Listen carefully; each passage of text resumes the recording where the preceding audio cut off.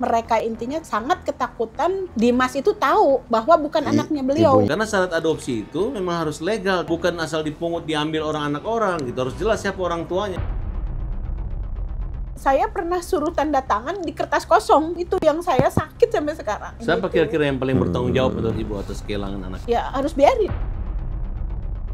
Seandainya si A nggak mau terima mama, nuntut memenjarain mama, saya siap. Yang penting saya udah ngeliat anak saya tuh seperti apa sekarang. Misalkan sekarang dia udah sukses, saya mau memanfaatkan kesuksesannya, enggak.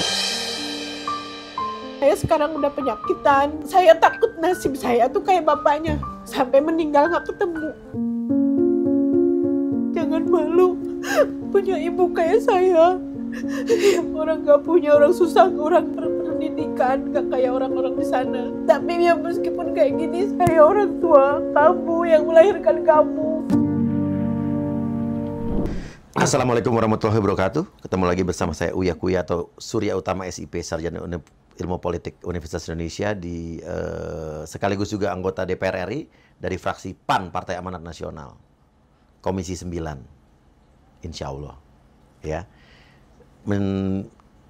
Membidangi kesehatan, tenaga kerja migran, BPJS. Jadi kalau mau ngadu-ngadu ke saya, ya, nanti saya, insya Allah saya selesaikan. Tapi di luar masalah itu hukum segala macam tetap saya jalan.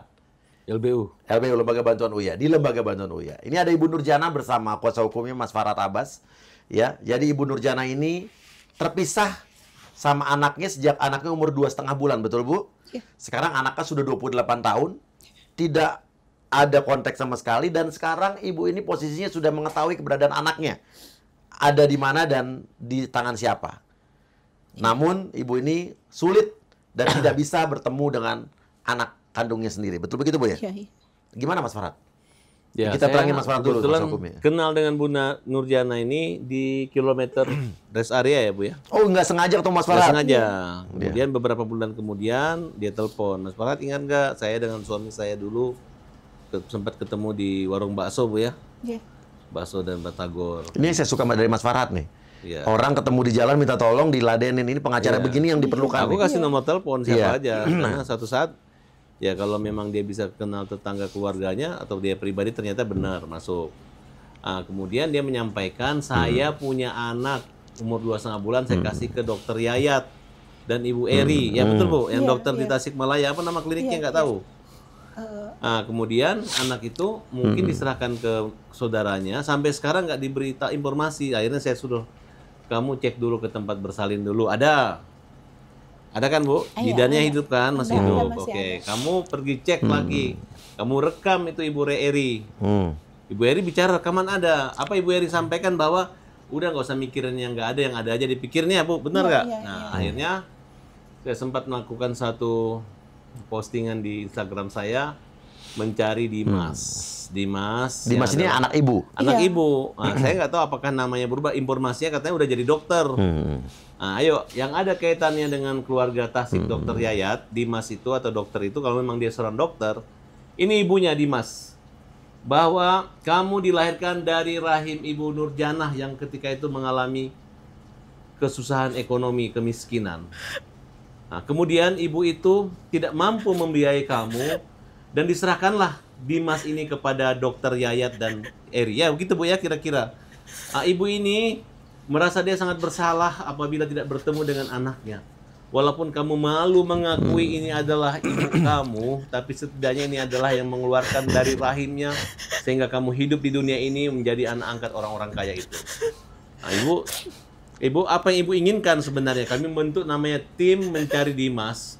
Akhirnya Ibu ini ingin mengadu ke LBU ya, sebagai anggota Dewan DPR RI yang baru dilantik Komisi 9. Ya ini tolong bagaimana solusinya? Apakah akan kita laporkan aja Dokter Yayat dan Ibu Eri ini sebagai penjualan orang gitu?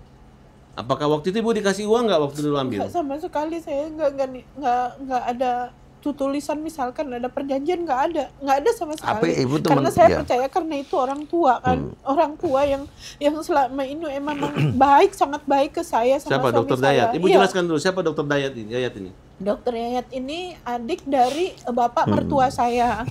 Nah itu ya alhamdulillah selama saya nikah sama ponakannya itu selalu ngebantu saya, yang makanya saya istilahnya Paman suami ibu lah ya. iya, Ya, iya, Dokter Yayat ini ada di kota Tasikmalaya, Bu ya. iya, dia, Istrinya Ibu Eri. iya, Ibu harus betul-betul kita pertanggungjawabkan loh ini bukan fitnah dan Ibu siap. Yakin ya Bu ya? Iya, Ini Siap kita laporkan Dokter Yayat dan istrinya ke polisi nih. siap. Agar diusut anak Ibu dulu diadopsi di pengadilan mana gitu. Karena syarat adopsi itu memang harus legal, tidak ilegal. Iya. Bukan asal dipungut diambil orang anak orang gitu. Harus jelas siapa orang tuanya. Betul nggak Mas? betul, setahu saya, ini seingat saya ya, adopsi itu kita pernah menangani beberapa kasus adopsi ilegal dan juga penjualan bayi ya. Di mana adopsi itu harus, yang mengadopsi itu harus pasangan yang sudah menikah lebih dari sekian tahun, dia tidak punya anak. Terus harus ada keterangan dari instansi tertentu dan lain sebagainya, ya. Dan orang tua anak pun berhak mengetahui anak itu nanti ada laporan lah, seperti apa gitu kan. Nah, tapi ibu pada saat itu mengadopsi, diadopsi anaknya, ibu seperti kata Mas Farah tadi tidak menerima duit. Nggak nerima Ibu apa-apa saya. perjanjiannya dengan katanya apa setelah anak itu diserahkan ke mereka, mereka bilang apa ke ibu? Ya udah ya pokoknya katanya tenang aja, jangan diganggu, anak lagi sekolah gitu kan. Udah saya sering. Enggak, pada saat pertama kali ngasih itu Nah, gini janjinya apa? Anak ini kan sakit-sakitan karena asma ya gitu. Karena kan saya memang keterbatasan ekonomi itu gitu.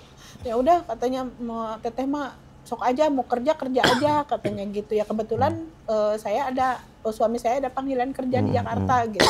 Ya udah saya berangkat ke Jakarta, ya alhamdulillah saya kerja. Setelah sebulan saya kerja di Jakarta itu saya dapat panggilan suruh ke Grogol. Di Grogol itu ada rumah paman saya itu di Mawardi 10. Nah itu ternyata dia ada Bu Ance, kalau nggak salah itu Bu Ance adiknya Bu Haji Eri itu. Jadi yang ngambil itu Bu Ance. Ya kemungkinan mungkin itu Bang. Oh tunggu, jadi anak itu tidak dirawat oleh dokter tadi dan istrinya? Itu enggak. Tapi setahu ibu yang rawat adalah Iya yang saya tahu. yang ibu berikan ya, Iya, ibu berikan gitu. tanggung jawab. Cuman mungkin nggak di rumah itu, pikir saya gitu. Nah terus Pada saat anak ibu diserahkan ke mereka, dokter dan istri ini punya anak nggak? Punya Punya udah anak, ya? jadi Oke. dokter semua Iya, itu oke. sekarang. Nggak, pada saat itu punya anak Udah, ya? udah Oke. punya Ibu tahu anak. nama-namanya anaknya dokter Yaya itu namanya siapa aja? Anaknya Dokter Andri, terus Devi, Dokter Isyal, sama Dokter Dani. Jadi ini di dekat kota Tasikmalaya, Mas Uya. Iya. Kota Tasikmalaya itu memang saya udah cek dokter Yaya itu sangat terkenal di sana, punya klinik gitu. Iya. Nah, cuman hanya pada masyarakat Tasikmalaya yang bisa mengetahui keberadaan dan tolong cari informasi dokter Yayat dan Ibu Eri ini bahwa mereka adalah orang yang bertanggung jawab atas hilangnya anak ibu ya. Iya. Oh, jadi sekarang anaknya tidak di tangan mereka apa gimana? Nggak ada di dia. Kemarin juga ngomongnya gini, yang di video itu kan katanya pokoknya katanya emang Ibi nggak pernah kesini itu anak itu kayak gitu. Enggak, katanya orang mau kesini juga mau ke Tasik juga katanya takut sama keluarga Kang Yayat gitu. Takutnya mungkin ketahuan gitu. Jadi mereka itu katanya pada intinya sangat ketakutan Dimas itu tahu bahwa bukan anaknya beliau Ibunya gitu. ibu. Gitu. Sekarang oke, Dimas ini sudah menikah belum? Kayaknya sih feeling saya ya, hati saya gitu. Ya wallahu alam, tahu feeling saya kayak belum. Karena menyaring dari obrolannya BRI itu. Begini, saya takutnya gini Mas. Gimana, Mas? Nama awalnya kan namanya Dimas. Saya takutnya dokter Yayat dan Eri ini bersama keluarganya ini mengganti namanya. Jadi takutnya dia teriak-teriak Dimas. Dia merasa nggak ada Dimas anak ibu ini. Iya. Pokoknya anak yang diadopsi melalui dokter Yayat dan dokter Eri, Ibu Eri, yang ketika itu 28 tahun lalu masih bayi 2 bulan setengah, itulah orangnya. Kira-kira Ibu, yang wajahnya mirip Ibu. Iya, Mirip kakaknya. Ibu jelaskan anak adiknya. Ibu siapa? Nama anak Ibu yang mirip kira-kira anak Ibu. Gali. Nah, Ibu Ada foto Gali yang sekarang? Ada. Boleh kita tampilkan ya? boleh. Neng. Oke, nggak apa-apa. Ini kita lihat nih foto Gali yang sekarang, adiknya Dimas ini ya. Iya. Ya, kurang lebih mirip seperti ini, tapi waktu kecil ya miripnya. Iya, mirip. Oke, ini Cuman lihat. kemarin juga pas saya ke sana terakhir katanya Galih mah putih katanya Dimas mah itu nggak sengaja saya dengar karena mengingat kan lagi di ruang makan ya. Waktu kemarin saya terakhir ke sana disuruh abang itu Nah terus ya itu yang saya seselin itu Bang ya. Ini apa? Saya pernah suruh tanda tangan di kertas kosong. Itu yang saya sakit sampai sekarang. Kapan itu? Ya dari sebulan mereka ambil anak saya. Disuruh tanda tangan di kertas kosong? Iya, yang di grogol itu. Ibu nggak tahu isinya apa, Nggak karena tahu, kosong ya? Karena saya percaya karena itu satunya dia orang tua.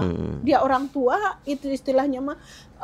Terus suami saya juga, ya udah mah katanya nggak usah ini, pokoknya anak nanti yang penting mah sehat. Siapa gitu. kira-kira yang paling bertanggung jawab menurut Ibu atas kehilangan anak ini? Ya harus BRI lah. Karena saya juga komunikasi itu nggak banyak sama Mang Yayat. Saya komunikasi sama BRI-nya.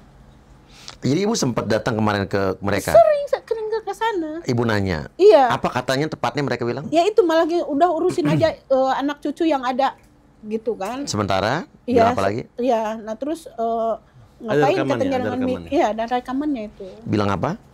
Kalau saya kan istilahnya pengen waktu itu pengen punya anak lagi ya. Ya sama siapa almarhum di Reja namanya yang sekarang SMA kelas 1. Nggak, yang bilang siapa nih? Saya ini. Ibu bilang pengen punya anak lagi. Karena kan anak itu di sana gitu. Iya. Nah, terus BRI juga sempat kemarin ngebahas itu. Jangan apa? Kamu kan katanya udah ngadopsi lagi. Saya 1000 Reja itu nggak bakalan ngalahin Dimas 1. Ngerti nggak perasaan saya? Nah, meskipun banyak anak saya, misalkan saya ngadopsi terus, misalkan ngambil yang lain, nggak bakalan ngalahin 1 itu. Tetap saya merasa kehilangan, tetap saya pengen saya ketemu sama anak saya. Meskipun anak saya kemarin sempat ngomong, Mama seandainya si A nggak mau terima Mama, nggak mau ngakuin Mama siap sama Mama siap. Seandainya si A nuntut memenjarain Mama, saya mah siap. Saya siap. Kata yang penting Gali. saya udah ngelihat anak saya tuh seperti apa sekarang. Cuman pengen lihat doang si Dimas ini sekarang. Ya bakalan bukan saya meminta minta, penghasilan saya minta, misalkan sekarang dia udah sukses, saya mau memanfaatkan kesuksesnya, ya enggak. Sama sekali nggak, meskipun saya orang nggak punya sekarang ya, tapi saya pengen ngelihat yang dikandung saya itu udah seperti apa sekarang gitu. Itu maksud saya Bang, sampai mati-matian saya sampai istilahnya penyakitan lah. Saya sekarang udah penyakitan, terus saya takut nasib saya tuh kayak bapaknya, sampai meninggal nggak ketemu. Sampai meninggal bapaknya nggak ketemu sama anaknya. Terus waktu saya pemakaman, saya sempat nanya ke BRI waktu pemakaman suami saya, Bi, gimana itu bapaknya udah meninggal, sementara nggak sempet sama sekali ketemu sama anak saya gitu. Jawabannya udah apa? nggak usah dipikirin, penting nanti anak sukses, anak lagi sukses, lagi kuliah. Kapan tuh waktu bapaknya dia meninggal? jago ini, jago basket segala macam aja. Dia ngomong tuh. Iya. Oke. Jago basket katanya. Intinya Ibu selama bertahun-tahun selalu nanyakan kabar anak Ibu ke Ibu Eri itu. Iya. Dari bulan keberapa? Dari pokoknya sering saya ke situ. Dari Ibu anaknya masih kecil Ibu nanya juga? Iya. Tapi nggak pernah lihat anaknya? Nggak pernah nggak ada di situ, disembunyiin. Jadi dari Ibu menyerahkan anak itu dari umur 2,5 bulan sampai sekarang anaknya udah 28 tahun, Ibu sering main ke sana ya? Iya, sering ya, karena tapi kita nggak keluarga. pernah ketemu. Nggak pernah ketemu. Terus kita kalau lebaran lagi almarhum lagi ada mah, kita masih ngumpul semua. Tapi bener-bener rapet. Tapi sempet ada bocoran dari almarhum nenek ya, sebelum meninggal Mah Haji. Teh katanya, ya mungkin anak itu ada darah Mang Yayat katanya. Pas ketemu Mang Yayat teh katanya, dia teh ngelendotin katanya, emak ngelihat katanya gitu, ini anak si Erna udah gede kata gitu. Siapa gimana nggak ngerti Bu? Ya anak suami saya kan Ernawan ya. Iya. Itu anaknya si Erna udah gede kata gitu. Sempet itu masih berapa tahun gitu, umur 5 tahunan lah. Oke, informasinya Ibu dapat informasi nggak anak itu sekarang masih kuliah apa udah kerja atau apa gitu? Katanya sih udah sukses, katanya udah kerja. Kata siapa? Kata BRI gitu. Terus dia kan pernah ngomong dulu katanya, kayak gak sukses mah katanya ntar juga nyari gitu kan. Tapi kan kalau saya nunggu nyarinya dia, karena dia juga nggak tahu ke saya, nggak mungkin nyari, ya kan? Nggak mungkin nyari karena kan nggak tahu siapa ibunya, nggak mungkin nyari. Tapi kalau dia tahu memberikan misalkan ini bahwa ini ibunya gitu kan, saya bukan anak itu, ya pasti adalah pencarian. Oke. Gitu. Bu, intinya Ibu belum pernah ketemu anak itu ya? Belum. Nah, tapi sejak Ibu ada usaha nggak pernah? Saya pernah. Pernah pengen anak itu kembali ke ibu? Saya pernah. Kapan itu ibu? Saya lagi waktu Galih umur 5 tahun. Artinya si Dimas ini umur berapa? Berarti sama Dimas bedanya 3 tahun. 8 tahun. Tua mana? Ya tua Dimas karena Jadi kakaknya Galih kan. kira-kira Dimas 8 tahun ibu ngapain? Saya pernah ya itu waktu itu saya sempat ya punya rezeki lah ya. Nah terus ada seorang pengacara dari Tasik katanya saya ceritain, nah dia sanggup katanya udah ntar saya temuin katanya gitu, saya selusurin katanya gitu, minta 50 juta waktu itu pengacaranya. saya kasih, nggak begitu lama. Sempat 2 kali saya kayak gitu, nggak apa-apa lah dia orang meninggal ya udah meninggal lah, nggak mau saya bahas itu ya. Jadi perjuangan nyari ibu ini sampai keluar uang puluhan juta. Iya, jadi serius pengen ketemu anak. Bukan main-main. Iya. Bahkan menurut saya ini pelaku kejahatan di sini adalah Dokter Eri dan Yayat gitu. Terus gini, kemarin juga ada Bu Haji Eri itu sempat telepon ipar saya, kan saya diantar sama ipar kemarin ke situ. Katanya enti kunaon sih katanya gitu, kenapa si Nur katanya sekarang mending ngotot pengen ketemu kata gitu. Iya Bi ya merungin pengen ketemu namanya sama anak gitu. Nah terus sempat sama ipar saya juga diginiin. Ya udah teh kalau memang Bi Eri nggak mau ngasih tahu depannya dia. Ya udah mungkin tanggung jawab dunia akhiratnya katanya gitu. Cuman mereka sekarang nggak mau dilibatkan sama saya itu karena memang ya masih menghargai mengayat karena dia satu-satunya orang tua yang ada sekarang. Gitu. Maksudnya adik-adik ipar saya kan ada 3 ya. Ngerti. Nah, Mas Farhad, apa yang mau dilakukan nih? Ya gini, kalau saran saya bilang ibu ini nanti kita somasi aja itu Dokter Yayat dengan Bu Eri. Ya dengan Bu Eri, kemudian kita minta dia terbuka aja gitu. Bukan berarti ini ibu mau ngambil anaknya. Enggak saya enggak. Sama sekali ya, bukan mengambil anaknya. Tolong terbuka aja, biar anak itu tahu juga bapaknya udah meninggal. Iya. Ini ibunya juga udah putus asa ini ya. Dan tadi saya salut penyakitan. bahwa apa yang dilakukan ibu ini bukan hanya main-main atau baru melihat anaknya berhasil dari umur 5 tahun ya. Iya. Ibu keluar uang 50 juta itu. Iya. Pengacara Waktu itu. Terus yang kedua berapa lagi keluar? 27 kalau nggak salah itu sekitar 30-an mah habis. 30 juta ya kan. Itu melibatkan bapaknya juga kan. Sekarang minta tolong saya nggak bayar kan? Enggak, saya benar-benar sekarang mau boro-boro, makanya kemarin juga ngomong ke abang, bang emang benar mau nolong saya nggak percaya awalnya, nggak percaya karena abang nggak bakalan dapat apa-apa dari saya benar-benar saya lagi di bawah banget sekarang, malah istilahnya mah ada uang sedikit juga ya namanya kita lagi ini ya sakit-sakitan saya menghidup kanker loh. Iya, kanker apa Bu? Payudara. Iya. Itu. Jadi buat Dimas atau anak yang pernah diserahkan oleh Dokter Yayat, siapapun namanya sekarang masih Dimas atau berubah ya. Terutama Yayat dengan Eri ini, kamu sadarlah sebagai manusia gitu. Tidak ada suatu perbuatan baik yang kamu lakukan selama menutupi asal usul anak ini. Ada pasal pidananya buat kalian. Apa tuh, Pak? Ya menggelapkan asal usul anak. Harusnya anaknya ini karena diadopsi itu. Nah, tapi ya mungkin karena usia anak kalau melihat dari tempusnya waktunya ya kita coba dari mana akan masuknya di sini. Setidaknya ibu ini kita somasi dulu gitu. Ya. Kalaupun nanti bisa kok tertutup gitu data adopsi nanti saya bingung gitu. Ini sama lebih parah daripada pencurian. Kalau orang mencuri kan udah tahu mencuri nggak ada orang. Ini keluarga sendiri loh ya. Harusnya kan beritahu aja diam-diam, jaga perasaan anak itu. Ini pernah dialami dulu. Banyak yang orang yang nggak punya anak untuk mancing anak ambil gitu. Di lingkungan keluarganya mantan saya juga pernah terjadi. Itu mereka rahasiakan setelah 20 tahun. Bahkan anak ini sampai gengsian menganggap risih saudaranya yang kurang kaya gitu. Jadi padahal saudara satu kandung. Ini akibat itu. Sempat beberapa kali saya bilang loh kalau ini kok kayak orang saudara kandung pembelaannya, ternyata mereka ketawa Farhad benar gitu karena saya lihat perlakuan. Nah sampai akhirnya ketika diinformasikan oleh salah satu keluarga dari mantan saya, lalu itu anaknya ini kaget Pak, mau bunuh diri. Yang kaget dia nggak menerima bahwa bapak ibunya itu seperti itu gitu. Yang selama ini dianggap lebih rendah derajatnya dari dia, ternyata kakaknya kaget itu. Untung waktu itu pacarnya juga mengalami hal seperti itu, cuma anak angkat. Akhirnya mereka move on dan sampai sekarang akhirnya menyadari. Nah, ini yang kita harapkan, mudah-mudahan Dimas ini walaupun dia sudah jadi dokter, dia nggak usah malu, nggak usah bangga bapak ibunya itu dokter Yaitu Eri, tapi inilah Ibu Nurjana, ya, ibu yang melahirkan sekarang lagi kena sakit kanker, yang lagi nggak punya apa-apa, tapi bukan berharap apa-apa daripada anak kandungnya, tapi setidaknya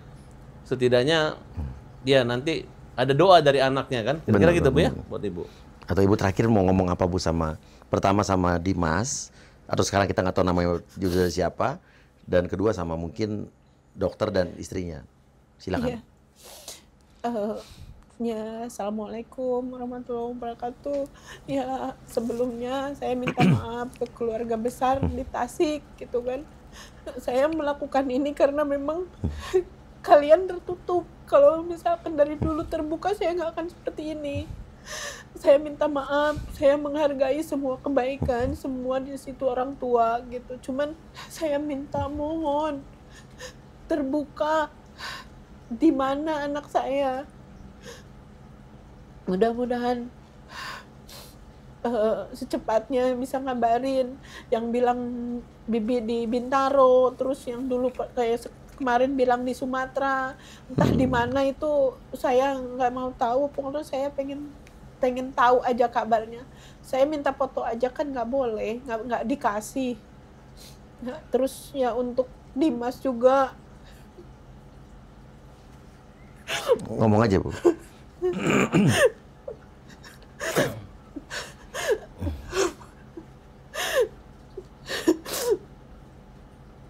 Ya, yang tadi dibilang Bang Farhat, jangan malu punya ibu kayak saya. Orang nggak punya, orang susah, orang nggak berpendidikan, nggak kayak orang-orang di sana. Tapi ya meskipun kayak gini, saya orang tua kamu yang melahirkan kamu, yang mengandung kamu, meskipun dengan terbatas ekonomi saya dulu gitu. Terus kamu jangan lupa punya adik, punya kakak. Meskipun kakak itu satu ibu, kalau TK kan mungkin satu ibu. Kalau untuk Gali itu satu ibu, satu bapak sama kamu, Nak. Terus kemarin sempat ada bagian dari keluarga juga dari Tasik, dari bapaknya. Mang Yayat sempat minta, katanya bagian si AA cuman Gali. Gali ngomongnya kayak gini, kalau seandainya ke si AA langsung saya mau kasih, tapi kalau untuk dititipkan ke Eri enggak, katanya gitu. Ada tetap bagiannya ya, meskipun istilahnya ya dengan cara gimana, yang penting kita udah ketemu. Berapa Saya nilainya? pengen tahu. Berapa uang itu kira-kira warisan Dulu tuh buat ya dia? sekitar 50-an lah buat dia kan berdua sama Gali. Gitu. Nah itu ya saya nggak apa-apa, istilahnya seandainya saya ngejual rumah pun kalau dia nuntut saya kasihin. Oke. Gitu. Pokoknya saya minta ya istilahnya ya meskipun saya seperti ini gitu. Saya nggak minta misalkan anak udah sukses, udah jadi apapun, saya nggak akan memanfaatkan kesuksesannya, nggak memanfaatkan ekonominya. Saya tetap jadi saya, ibu kamu. Nggak bakalan saya istilahnya menuntut apa-apa, nggak menuntut dunianya, nggak. Saya cuma pengen tahu aja. Ya, kalau misalnya nanti ada kaitannya dokter ataupun siapa yang Dimas anaknya ibu ini, saya ingatkan ke mertuanya Dimas, itu ingatkanlah sehebat-hebatnya anak mantu ibu itu, kalau dia tidak mengakui orang tuanya dan menjauh daripada orang tuanya, hanya anak adopsi, ya menurut saya kelewatan gitu. Tolonglah dibawa ini Dimas ke ibunya dulu, ketemu, habis itu pulang lagi lah. Ibunya nggak menuntut apa-apa ya? Nggak menuntut Cuma pengen apa-apa. ketemu aja. Saya pengen ketemu aja. Kalau perlu diperbaiki lagi surat adopsinya pun yang dipalsu-palsukan suratnya, oke, silakan ya Bu ya, kira-kira gitu. Iya, gitu. Begitu mulianya hati ibu ini, hanya memberi, Tak harap kembali. Bagai sang surya menyinari dunia.